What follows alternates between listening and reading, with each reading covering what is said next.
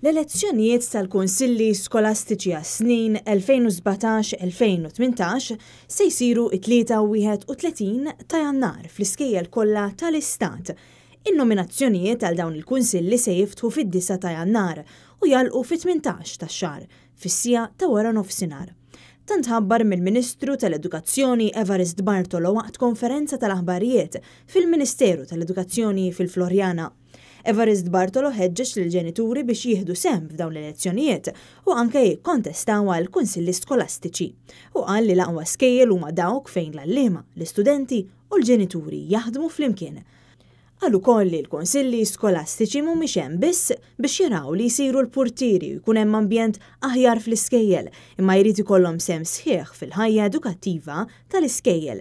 Il-kunsilli skolastiċi twaqfu għall-ewwel darba permezz tal-Liġi tal-Edukazzjoni fl-1988.